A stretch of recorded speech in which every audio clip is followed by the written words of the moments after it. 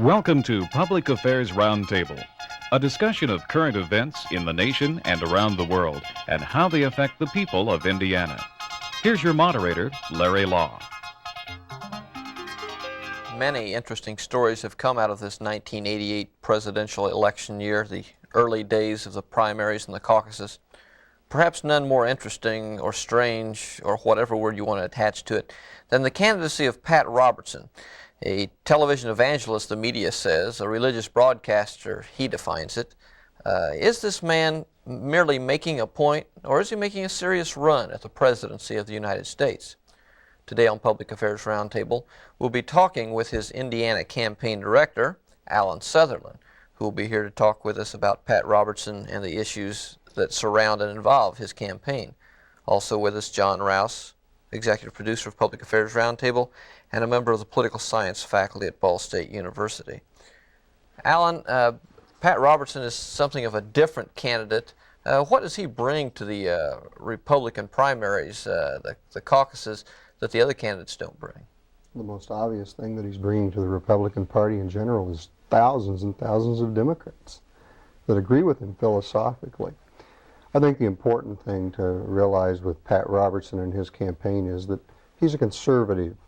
He represents social conservatives throughout the country. He's been willing to make statements that many other politicians have only thought they would like to say.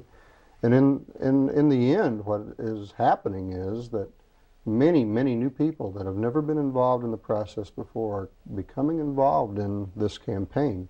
It's a phenomena that we haven't seen in Indiana, at least in my 20 years of experience in this state. He's bringing a different coalition, it's said, to the Republican Party if he can hold it. Does this mean that he is merely contributing to the Republican cause, or is he a serious candidate for the President of the United States? Oh, I think he's a serious candidate. You see, right now, at the end of the Minnesota-South Dakota caucus and primary, we are really 20 delegates ahead of where we thought we would be at this point in time. You know, we didn't develop this campaign with a strategy to come in second or come in third or be a power broker at the convention. We developed a strategy that said we can win. And in fact, at this point in time, we're 20 delegates ahead of where we thought we would be, so we're running ahead of schedule. We've seen some terrific results in some of the things that we've been doing in the campaign world, and we're absolutely amazed at the response of the people that have eliminated the party label and have eliminated a lot of their apprehension with politicians and politics and have literally caught on fire to get involved in this primary season. Allan, the question I have focuses upon credibility. Credibility in terms of Mr. Robertson's experience, his personal experience, and also the profession he comes from. The televangelists have been undergoing a great deal of professional scrutiny lately. There have been scandals. The latest one involves Jimmy Swaggart. So Mr. Robertson comes out of that profession. He was a televangelist. In terms of his personal credibility, in recent days he's been quoted about missiles in Cuba and hostages in Lebanon. So his personal credibility has also been questioned. Does he have the credibility, given the fact that he hasn't served in any government office, both from a personal point of view and coming out of a profession that is under a great deal of scrutiny? What about his credibility? Well, let's address that question and break it down in what it really said. Mr. Robertson, first of all, is a graduate of Yale Law School. He's a successful businessman. He built an absolute television empire with the CBN network worth millions and hundreds of millions of dollars from an initial investment of $70. He's been tremendously successful as a businessman. He's had a good past and a good experience in working with W.R. Grace and Company and working his way up into the business world. He, of course, is the son of a United States Senator. He's a direct descendant of Benjamin Harrison and William Henry Harrison, which gives him a little bit of an Indiana tie or Midwest tie.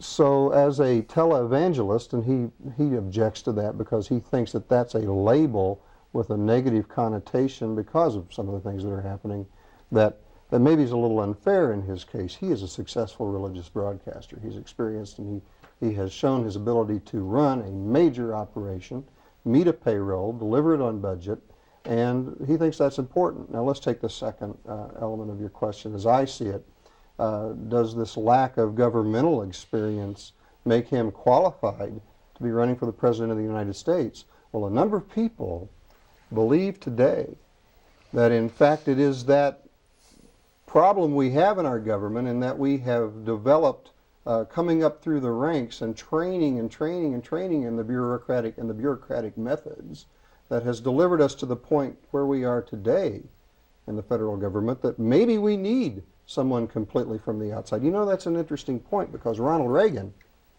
ran on the issue that I am not from Washington, D.C. I was the governor, and a successful governor, and he put his coalition together based somewhat on that premise, and came to Washington and was able to accomplish a lot as a Republican president.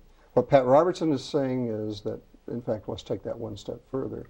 Jimmy Carter did that same sort of thing too, said I'm not part of the Washington establishment, so electing me, you're electing one of the people, not another bureaucrat, not another administrator out of Washington. But in terms of experience on the campaign, something Jimmy Carter had as governor, something Ronald Reagan had as governor, and even having run for president before he was elected president. But Pat Robertson occasionally gives the media these bits of revelation, news that no one else had, and then he turns around and criticizes the media for calling in some accountability. Show us some proof, Mr. Robertson. Show us some proof, give us some verification. And he said, I'm not always able to provide that. Is the inexperience in the campaigning a problem for him? Obviously, Pat Robertson has a tendency, and it has been his ability to speak on a number of issues that has allowed him to take control of many of his own statements. He is not a molded, carefully guided, carefully ushered candidate through this process. In fact, the campaign issued a statement on the day following the original statement in New Hampshire concerning the Cuban missiles. And there was a basis for that statement, and the basis was direct testimony before the Senate Foreign Relations Committee from a member of the Joint Chiefs of Staff that said, in fact, that he confirmed there were offensive weapons stationed in Cuba. There was basis for this information. And I believe he said, I have been told. So in fact, he was being a reporter in his own right, reporting what he had been told. Now, on the other statements, and the statement concerning the hostages, he has stated that they did have that information. He did share it with the State Department. He has, as most people know that have studied about this man, he owns a major television station in South Lebanon. I think that he has a very strong tie in the Middle East that none of the other candidates can even imagine. And it's a tie that is not on the diplomatic level, it's a tie on the real world level. Maybe it's not as smooth as someone is carefully guided, but I think it does give us a good insight into the character of this man, and he's not willing to lie down and avoid the truth behind a lot of things that are troubling a lot of Americans today. He will state what he thinks. Time magazine had an article last week or so. The author says that a moral alarm clock is going off in America, and not many politicians hear it. The issues that are addressed are things like prayer in schools, abortion, collectivism, the Supreme Court, creationism, drugs, and homosexuality. Essentially, these are private issues. The impression we get is that Mr. Robertson would like government more involved in these issues. Prayer in school, collectivism, the Supreme Court, creationism, drugs, a person's sexual proclivities or whatever. Is that the case, that Mr. Robertson would want more government involved in these kinds of private issues? Well, I think it's just the opposite. You know, the interesting thing about Time magazine or other issues that make these statements is that they lead you to believe that Pat Robertson wants the government to control these issues.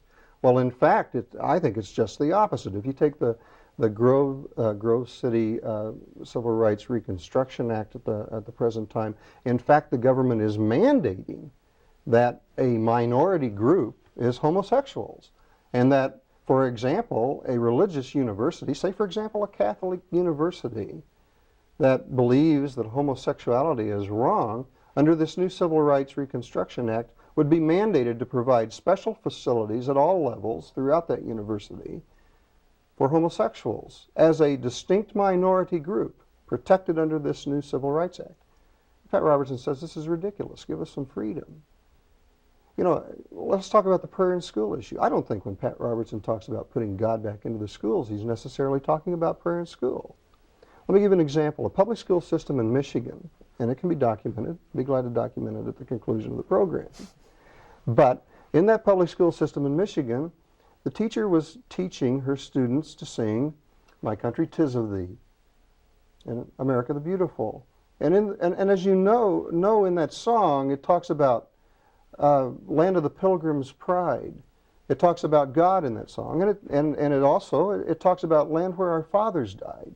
And so these students, they were a little confused, and they were elementary students, and they were asking their teacher, "What's God?" And she said, "Well, God is a supreme being. He is known as our creator." And that's all she said. And they said, "Well, what about land where our fathers died? What's dying?" And the teacher answered the question by saying, "Well, we have spirits, and when we die, our spirit goes on somewhere, depending on how you believe." Well, a few of the students went home and told their parents what the teacher had said and answered these questions. The teacher was severely reprimanded under the current laws of our land and said, "You will not, again, mention the name of God in your classroom." Well, what Pat Robertson is saying is that it's possible for a student to enter class at kindergarten and go all the way through a 4-year college education and not have a single lesson in how the Judeo-Christian ethic was instrumental in forming a lot of the decisions that created our Constitution, guided the early exploration of our country, went on and guided us through our period of war, and delivered us to the point where we are today. And in fact, it's an exclusion. And so government has gotten involved in the act to force us to deal with questions that frankly should be questions of individual right. But my impression again is that Mr. Robertson would prescribe laws to correct the problems that you just mentioned. He would get rid of laws that have forced us into the position where we cannot think freely and we cannot act freely, and we must be forced to accept responsibilities for groups that we want nothing to do with. Indiana's primary comes up the first week of May. Pat Robertson still going to be in the run, still going to be in the hunt? And if so, what is his strategy for Indiana? What are his prospects that Indiana will welcome, will embrace Pat Robertson? We're really excited about this. You know, Pat Robertson is probably going to go all the way to New Orleans. I think only a major catastrophe could stop that. We expect him to do very well in South Carolina. I don't know that he will win that. I don't know necessarily that that is his state. Tremendous amounts of money and talent are being poured in against him there. But he will do well across the South. We had a straw poll in Georgia about a month ago. We won every county in the state of Georgia. There's a tremendous base of support for him. We'll do well. He'll come out of that Super Tuesday primary and move into Indiana then with a campaign shortly after the 1st of April, and we'll campaign for about a month here. We expect to see him in Indiana more than once. We have a lot of optimism about his chances in Indiana. Why is that? Well, let's take, for example, the inherent advantages of the Indiana primary system. It's an open primary. It doesn't require you to register as a Republican or a Democrat in order to vote in that party primary. Each party's primary is open to all registered voters, and you go in and choose which side you're going to vote on. You know, in 1976, when Ronald Reagan was in the primary in Indiana running against Gerald Ford and won in Indiana, by the most conservative estimates, we felt that 78,000 Democrats crossed over and voted in that Republican primary. Now, the Republican Party learned a valuable lesson during the periods following the Watergate era in '74, and that was that we had better open our arms to everyone who shared a philosophical basis with us. And in fact, that's what the party's faced with today, is that it's going to have to open its arms. In Indiana, we have a potential within the Republican ranks to clearly double our base. with Pat Robertson's candidacy, which is going to become increasingly important as we move into the next elections 4 years and 8 years down the road. Allan, but everything we read says or comes to some conclusion about the divisiveness of Pat Robertson. In the last week or so, at the very least, whether he's correct or not, he becomes very controversial. For example, it said that religion is to the Republicans what race has been to the Democrats. How divisive is your candidate going to be? I don't think he's going to be divisive. You know, the interesting thing about all of this feud and infighting is that before the primary, the staffs on all of these campaigns were friends. The candidates were friends. We're going to fight to win through the primary season. When it's all over, the coalition will form. I mean, I absolutely couldn't imagine that Pat Robertson could find a candidate running in the Democratic Party that he would have any interest in supporting. I think that at the present time, if we continue on our schedule, it's very likely that Pat Robertson will go to the convention with as many votes as any other and may in fact end up being the nominee. I'll make no prediction on that at this point in time. I'd like to be optimistic, but I'm pretty pragmatic about that also, and I have personal knowledge of a lot of the campaign tactics that are used against the Robertson campaign, and it's a tough battle at the present time. You're saying basically there will be no divisiveness at all. In fact, if anything, Pat Robertson is adding to the Republican coalition that ought to help ensure another victory in '88. Is that what you're saying? What I'm saying right now is that Pat Robertson has the ability to bring new people into the party that have never been involved before. And the Republicans are smart enough to understand that the party that gets 50% plus one extra vote wins in the fall.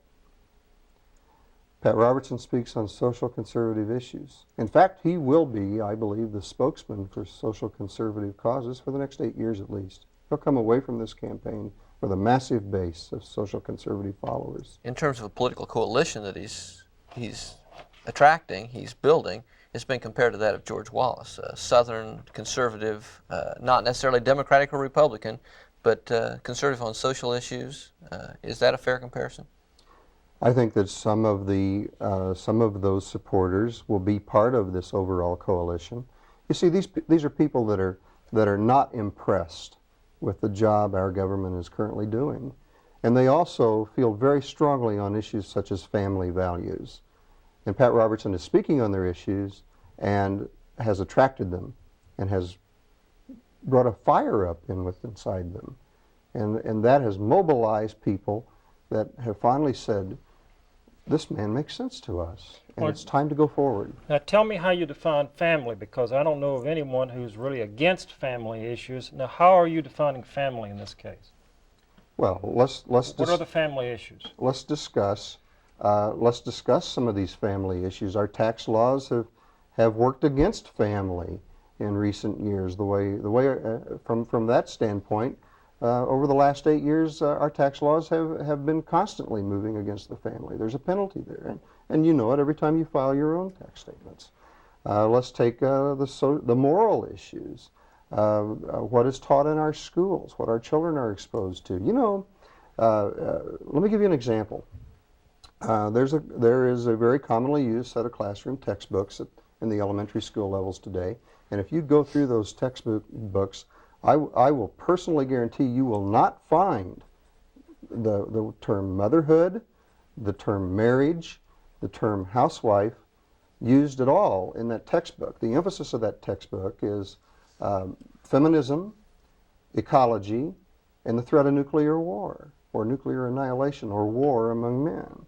Those are the emphasis of that textbook. And so how can we expect our students to come out of the elementary school with a truly rounded sense of life and lifestyle? And that's a family issue. So, but it still seems like you have to legislate morality to make those kinds of changes. I mean, those textbooks are decided by hundreds of thousands of school teachers on an independent basis based upon what they think is the appropriate kind of textbook. Who is going to change this in terms of changing the morality of the public on these kinds of issues? Pat Robertson has said the first thing he'll do is work to eliminate the Department of Education. Ronald Reagan said that also. It's going to be a major battle in Washington, and it will continue to be a major debate. I'm a politician. I'm not going to suggest that it'll be done easily. But isn't education really a local issue? I mean, the battle is in our local schools. If you're, I mean, the federal Department of Higher Education or education doesn't really make these changes. Isn't this change at the local level? Exactly. So give us the right at the local level to determine how we want our children educated, and don't mandate directives from the top. And that's what's happening today. You talked about earlier about some of the tactics being used against Pat Robertson. You'd mentioned that some people who are working against Pat Robertson. I'm not sure who those people are. Who are they? Well, anyone who's working in an opposing camp. I do know that we had some telephone lines cut in the last primary campaign in New Hampshire. We've had some cars vandalized. There have been a lot of things happening to us. It comes under the category of dirty tricks, if that's what you want to call it. We come into town, our hotel reservations have all been canceled. People are called at 2, 3 o'clock in the morning, and the person answers the phone and they're greeted by supposedly a Robertson campaign worker.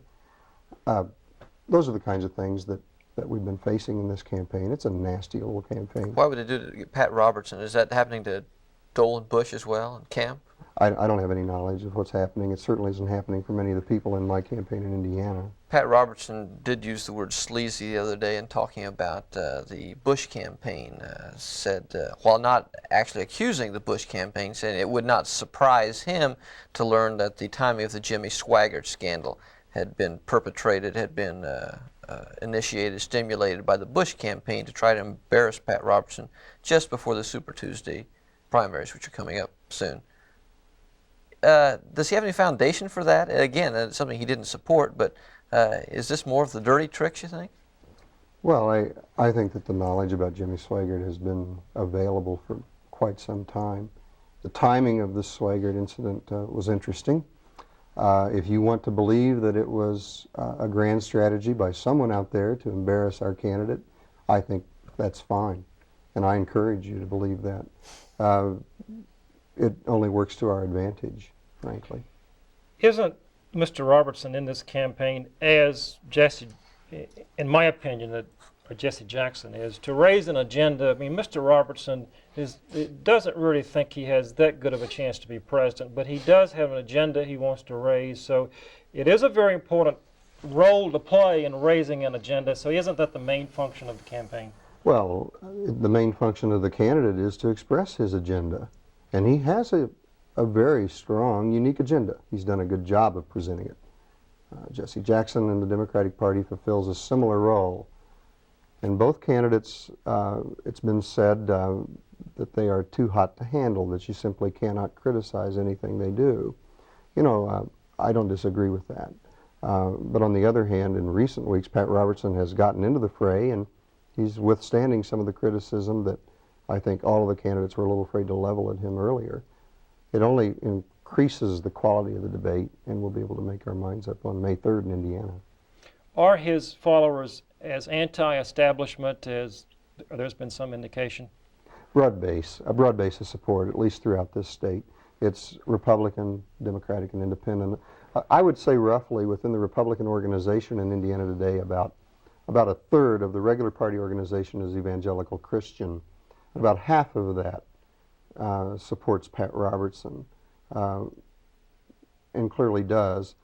Then another half of our total support is made up from other places, and from within the Republican Party and within Democrats and independents.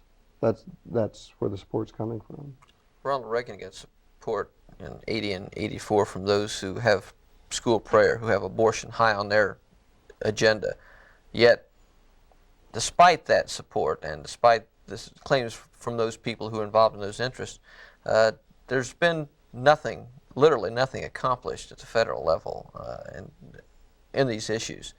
Is Pat Robertson going to make a difference? Is his ability to bring these people together going to force some sort of action, force some sort of change on these social issues? Well, politicians react to heat. And if you stop debating the issue and you have someone that doesn't believe it's an important issue, the issue is going to go away. I think it's very, very important for candidates that believe strongly on the issue of abortion to present that cause and to force it on their agenda, throughout their agenda, and try to make a change. Whether they accomplish the change is, of course, dependent on a number of factors. I know it's been a major disappointment for Ronald Reagan that he was not able to make that change, but there's no reason to give up. So you're saying essentially that the coalition in 1980 and 84, that of enterprise Republicans, the ones who are focusing upon business and those kinds of economic issues, plus the moralist Republicans, those who are concerned about the issues of school prayer, abortion, those kinds of issues, this coalition is going to hold for 1988, whether the candidate be Dole or Bush or Kemp or even Pat Robertson. The Reagan coalitions will likely hold. The difference is that the Robertson coalition will bring massive numbers of new persons that were not part of those two original coalitions into the process. So you're assuming that the evangelicals also have monolithic views of these issues. In other words, evangelicals agree on abortion, they agree on school prayer, they agree on homosexuality, they agree on all these issues, and they're monolithic. Is that correct? Oh no, I think in fact in Indiana a recent survey showed that their views on moral issues pretty closely followed the populace at large. It's just that on critical issues to them, which are family-based and moral-based issues and tax-based issues and leadership issues and defense issues, that they will find a home with the Republican candidate more so than they could with any of the Democratic candidates running today. Except for some of those true believers within the Robertson campaign, no one gives him really much chance of winning the presidential nomination. Is he positioning himself for perhaps a vice presidential bid or at the very least a cabinet post? I wouldn't rule it out if he's not the nominee. I think he's a very valuable, very intelligent man. I think he can offer someone a lot. I certainly don't intend to settle for anything less than first place. But if it happens, it happens. I think it would be a real asset to anyone in this country to have a man of his knowledge and background. Thank you. Allan Sutherlin has been our guest today. We're out of time. Allan Sutherlin is the campaign director in Indiana for the Pat Robertson presidential campaign. Allan, thank you for being with us. Also with us today, John Rouse, our executive producer. I'm Larry Lough. Thank you for joining us. If you have comments regarding this program, please address them to John Rouse, Box 149, Muncie, Indiana, 47305. The producer for Public Affairs Roundtable is John Rouse. Associate producers are Mike Seaborg, Bill Mosier, Nancy Carlson, and Steve Johnson. This program is a production of University Media Services and the Department of Political Science. Facilities and funding are provided by University Media Services on the campus of Ball State University in Muncie, Indiana.